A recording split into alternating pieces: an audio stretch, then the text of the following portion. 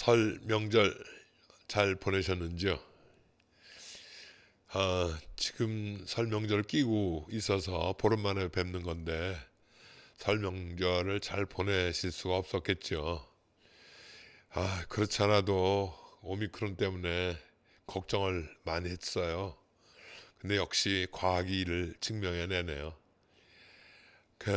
처음 뭐 몇천 명도 많다고 그러더니 지금은 3만 명, 4만 명을 넘어설 것 같습니다.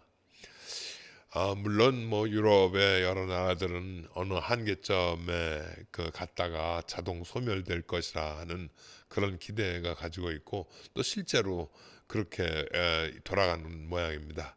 저희들도 어느 한계에 오면 숫자가 많이 줄 거라고 그렇게 희망을 가지고 있습니다. 그러나 그때까지 몸조심하셔야 합니다. 제 사무실에서 같이 일하는 직원 하나도 이번 명절 휴가 때 그만 확진 판정을 받아서 아직 출근을 못 하고 있습니다. 근데 뭐 전화로 연락을 해보니까 뭐 심한 증세가 있는 건 아니다고, 견딜만하다고 그렇게 하는데, 제가 보기엔 그 친구가 젊어서 그럴 것 같아요. 근데 기저질환이 있거나 또 연세가 많으시면 아무래도 극복하기가 쉽지 않을 것 같습니다. 그러니 3차 접종을 하지 않으셨다면 빨리 하시고요. 어쨌든 뭐 개인 방역 열심히 지키시고 잘 견뎌내셔야 할 것 같습니다. 우선 빨리 오미크론이 자취를 감출 것을 간절히 고대하면서 오늘 입춘을 맞이한 김에 우리 한 걸음 더 봄을 빨리 맞이하려고 오늘 순서를 준비했습니다. 시작하겠습니다. 성공의 김근상 주교 인사드립니다.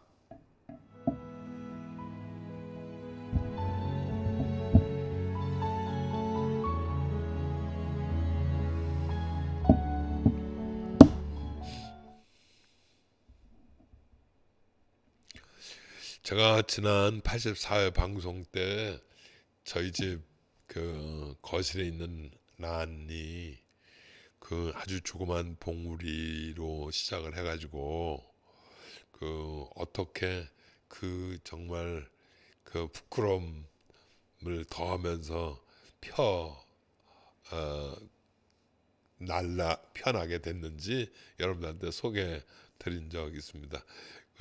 지금은요 굉장히 많이 활짝 폈습니다. 물론 봉우리의 한 3분의 1 정도 지금 폈습니다. 여 옆에 제가 다 보여드릴 수가 없는데 아마 조금 있으면 그냥 환하게 한 꽃이 한 24 꽃송이가 피지 않을까 그렇게 생각을 합니다. 저희 집에 있는 난도 여러분들에게 봄 소식을 전해 올립니다. 그런데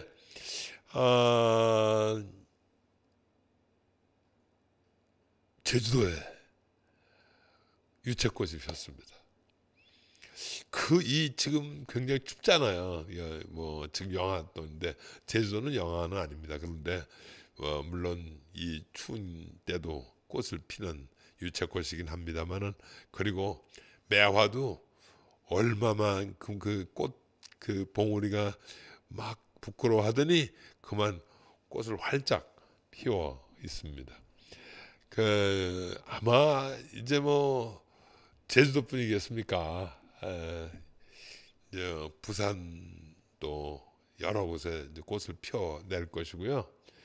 또 남도 통영과 순천 그쪽에도 이제 꽃대가 조금씩 봉우리에서 벗어나서 입을 열지 않을까 그렇게 기대를 하고 있습니다. 서울은 이렇게 춥지만 지금 어느 곳에서는 지금 빨리 지금 봄이 시작되고 있다는 것을 여러분들한테 알려드리면서 우리 마음에도 곧 만산이 흐드러지게 펴 있는 꽃을 볼 수 있게 되지 않을까 싶습니다. 참으로 힘든 겨울이었거든요. 팬데믹도 그렇지만 정말 어쩌지 못하고 말도 안 되는 건축 현장에서 죽음을 당해야 했던 젊은 노동자들, 특별히 그 혈혈단시 이국에 와서 돈을 벌어야 했던 이주 노동자들, 그리고 그 지금이라도 좀 시신이라도 봤으면 좋겠다고 하는 그런 가족들의 그 애달픔을 생각을 하면 가슴이 그 메어집니다. 물론 중대재해처벌법이 만들어졌다고 하지만 그게 뭐 위로가 되겠습니까? 어쨌거나 그런 법이 뭐 있는 것보다 없는 것보다 있는 게 나아서 좀 조심을 할 수 있게 되겠지만 과연 억울한 죽음이 없어질 수 있을까 하는 그런 회의가 자꾸 듭니다. 이유는 다른 데 있는 게 아니라 우리가 생각 자체를 좀 다시 해야 된다는 겁니다. 인간 중심의 생각, 생명의 존엄에 대한 그 이해를 좀 했으면 좋겠다. 여러분, 사람보다 더 아름다운 꽃이 어디 있겠습니까? 우리 안차님께서 노래한 사람이 꽃보다 아름다워라는 게 갑자기 이렇게 생각이 납니다. 물론 아시다시피 이 노랫말이 정주님의 시로 들었다는 것도 뭐 잘 아시겠지만, 제가 드리고 싶은 말씀은 올고지 사람이 사람으로 대접받는 세상을 볼 수 있어야 한다는 것입니다. 겨울이 가고 봄이 오는 이 사인도 얼어 죽었던, 아무것도 피워낼 수 없었던 딱딱한 땅에서 이제 움이 트고 그것이 파랗게 자라서 꽃을 피워낸다고 하는 그런 가능성을 보면서도 우리가 정말 세상에 끝이 없는 터널이 어디 있겠느냐 하는 그런 기대를 가지고, 그런 호연지기를 가지고 어떻게 해서든지 우리가 맞이할 꽃이 만발한 봄을 맞이하기 위해서는 빨리 사람이 사람다운 세상, 그런 세상을 꿈꿔야 되지 않을까 하는 바람이 있습니다.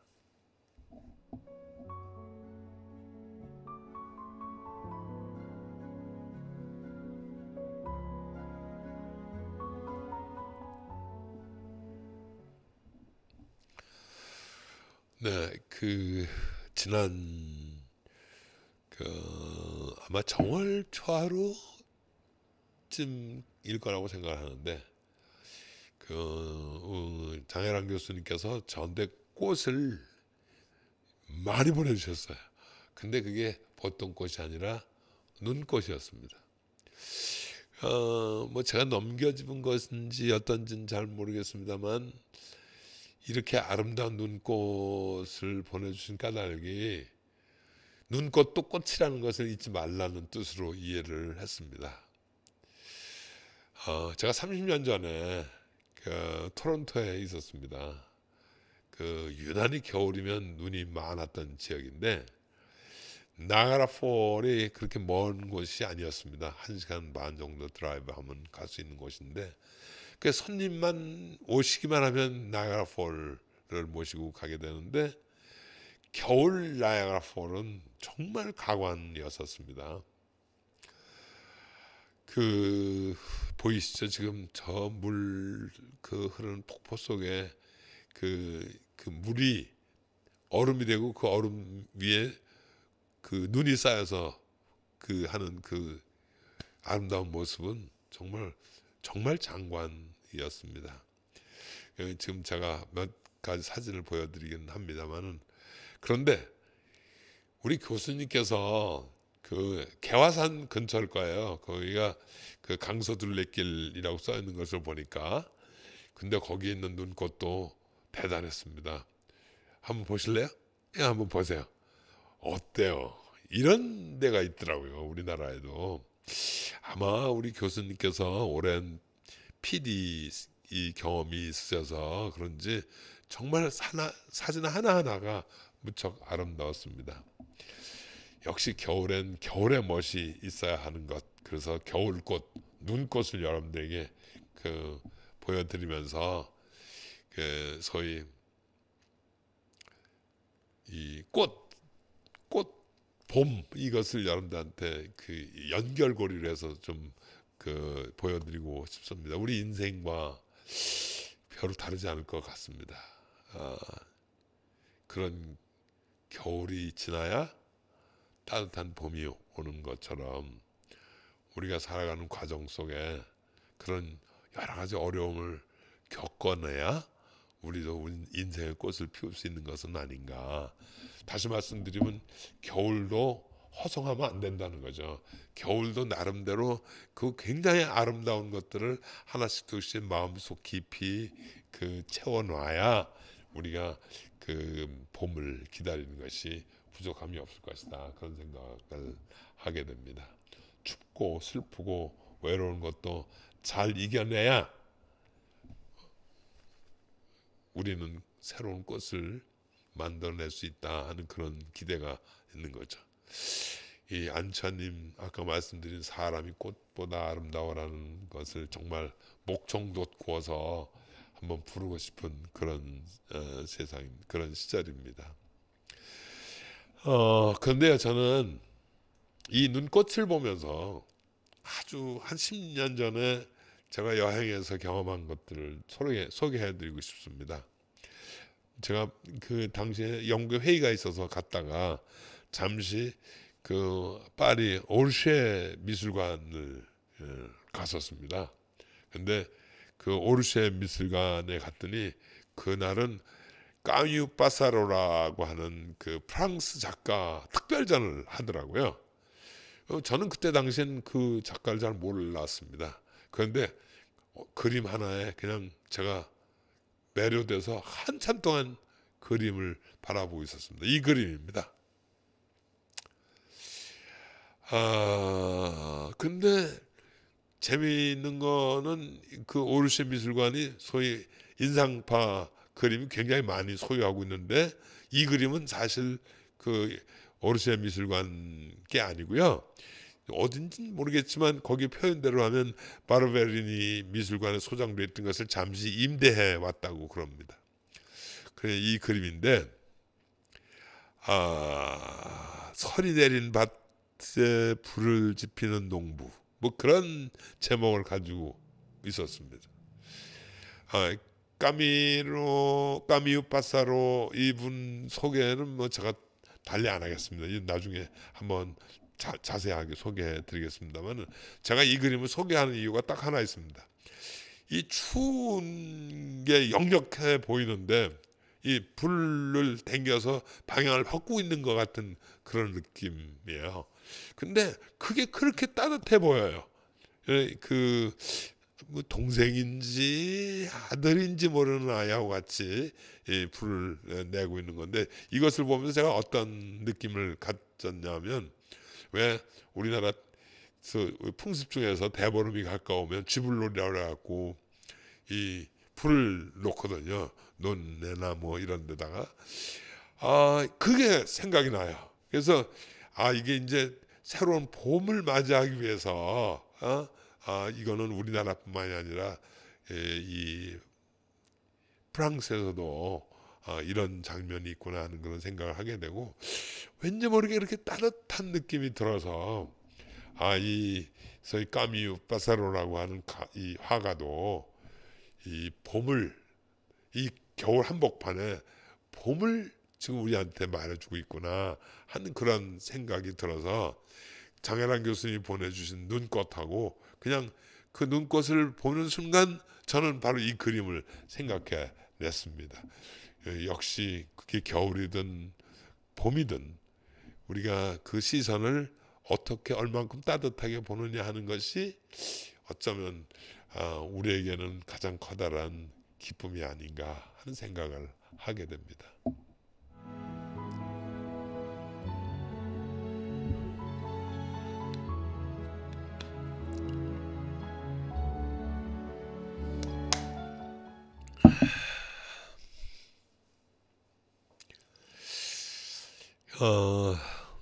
아시겠습니다. 며칠 전 금요일이 입춘이었습니다. 24절기의 시작이기도 하고 동시에 봄을 알리는 시작점이죠. 근데 그날도 굉장히 많이 추웠습니다. 그래서 소위 춘내 불사춘이 기억이 나더라고요. 예, 봄은 왔지만 아직 아니다 하는 그런 뜻이겠죠. 근데 이 문장은 사실 조금 설명이 필요한 게 춘래 불사춘 전에 한 마디가 더 있습니다. 호지 무화초라는 얘기입니다. 호지 무화초 춘래 불사춘 이렇게 되어 있습니다.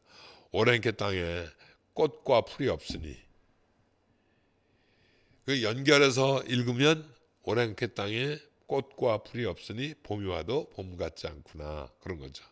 그러니까 꽃하고 봄이 만나는 장면인 것입니다. 그러니까 봄과 꽃은 뗄래야 뗄 수가 없다는 거죠. 그래서 제가 오늘 이렇게 길게 꽃 얘기를 하게 된 것이거든요. 근데 역시 꽃하면 소위 미인을 꽃이라고 그러지 않습니까? 중국에 아주 미인의 대표적인 사람이 네 사람 있습니다. 하나가 서시, 또 한 분이 초선, 또 한 분이 양귀비, 그 다음에 이제 오늘 제가 이 춘래 불사춘을 소개해 드리는 왕소군이라고 하는 궁녀가 하나 있었습니다.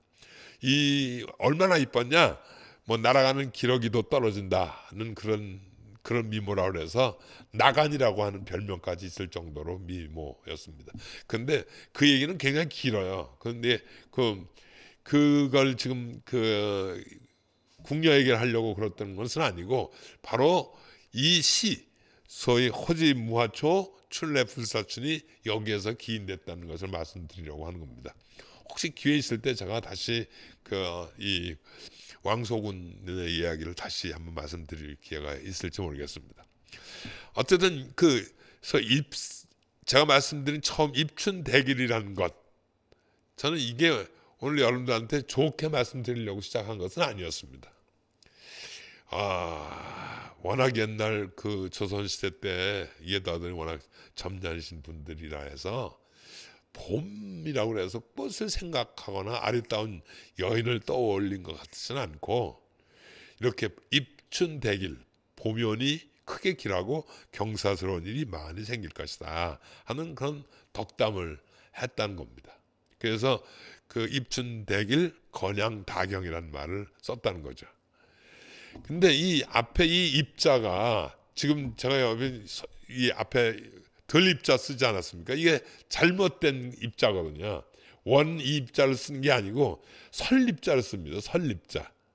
그래서 왜 이 입에서 설입자로 바뀌었냐 하는 것은 다른 데 있는 게 아니고, 소위 봄이 처음부터 만들어지는 게 아니고요. 있었던 게, 그러니까 앉았던 게 일어나는 표현이에요. 이게 준비되어 있다는 봄이, 그냥 봄이 저절로 오는 것이 아니고, 워낙 이제 가만히 있다가 서서히 봄이 보인다는 겁니다.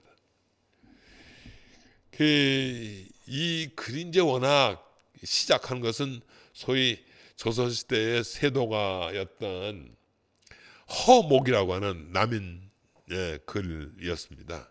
그런데 제가 오늘 이 말씀을 드리게 된 가장 커다란 동기는 딴 데 있는 게 아니라, 이렇게 좋은 덕담을 가지고도 옛날 사람들은 이게 일종의 샤머니즘의 요소를 담기 시작을 했습니다. 혹시 여러분들 기억해내실지 모르겠습니다. 아주 오래전에 그 천주교에서 캠페인을 벌였는데, 네타쇼라고 하는 캠페인을 벌였습니다. 그 네타쇼 캠페인을 갖다가 앞에다 쓰면 네타쇼라는 말이 되는데, 차 등 뒤에다가 써서 네타쇼라 그러면 그걸 읽는 뒤에 오는 사람이 네타쇼라고 읽게 된다는 거죠. 그 많은 분들은 좋게 이해를 했는지 모르지만, 저는 그게 이게 우리를 가리키는 겁니다. 니타쇼라고. 이건 잘못된 사실 캠페인이었거든요, 사실. 그런데 제가 말씀드린 입춘대길 건양다경도 역시 마찬가지입니다. 이게 문 앞에 이렇게 써 있으면 들어오는 사람이 자기네 집에 들어올 때 그런 좋은 일이 생길 거라고 하는 것을 얘기하는 것이지, 저것을 본 사람이 행복해진다, 건강해진다, 좋아진다, 부자로 산다, 이런 뜻이 아니라는 거예요. 약간의, 그래서 이렇게 팔자를 이렇게 붙인다든가 대칭으로 붙인다든지, 어떤 때는요 좀 더 심하게 이거를 붙이는 날짜와 시간이 정해져 있었습니다. 그래야 복을 받는다, 그래야 뭐 그 집에 그 좋은 일이 생긴다 이렇게 이해를 해서 약간의 역술과 약간의 부적처럼 이 입춘대길 권양락경이 쓰였다는 것입니다. 그러니까 그 시절에 가난한 선비들은요 이런 글 하나 써주고 돈을 받기 시작을 했다는 거 아닙니까? 물론 여러 가지 많은 이야기가 있었습니다. 그런데 오늘 특별히 제가 입춘대길 권양락경을 소개하는 것은 여러분 세상에 좋은 일은요 그냥 생기지 않습니다. 다시 말씀드리면 뭔가를 해야 돼요. 글자 하나로 여러분들한테 좋은 일이 생기는 게 아니고 우리가 함께 기뻐하고 즐거워할 일은 우리 손이 닿아야 한다는 겁니다. 정말 아름다운 세상이 무슨 액땜이나 고 축원문을 써준다고 해서 만들어줄 수 있다고 생각한다면 모를까. 그렇지 않습니다. 세상에 좋은 일은 세상에 봄을 맞이하려면 제가 말씀드렸잖아요. 겨울을 겨울처럼 받아들일 수 있어야 된다. 겨울에 눈꽃을 바라볼 수 있어야 봄에 봄꽃을 보는 눈이 생긴다는 겁니다. 좋은 친구 여러분, 세상의 모든 좋은 일은요 좋은 사람들이 힘써 만들지 않으면 만들어지지 않습니다. 좋은 사람들이 좋은 의도를 가지고 시작을 할 수 있어야 좋은 결과를 가지고 온다는 거죠. 제가 여러 번 말씀드립니다만 가장 핵심은 우리 모두가 행복해야 된다는 겁니다. 누군가에게 아픔을 주면서 만든 그 기쁨은 절대로 기쁨으로 남아있지 않습니다. 아니 오히려 훨씬 더 큰 슬픔으로 눈치채야 하는 것입니다. 지금 추운 겨울과 따스한 봄이 겹쳐지는 계절에 있습니다. 추운 겨울에서 봄을 만나는 것은 단순한 선물이 아니라 여러분들에게 세파의 유혹을 넘어서는 새로운 우리를 몸과 마음을 다지는 그런 기도와 그런 수고가 우리에게 꼭 필요하다는 것을 말해주는 것 같습니다. 왜 저는 입춘대길 권양락경이라는 저 팻말을 보면서 저러면 안 된다 이런 생각을 왜 하게 되겠습니까? 우리 언어에 속지 말고 우리 손을 믿고 우리 발을 믿어야 할 때가 바로 이런 겨울과 봄이 겹쳐지는 때가 아닐까 싶습니다. 네, 오늘 여기가 얘기의 끝입니다. 세상이 많이 어지럽습니다.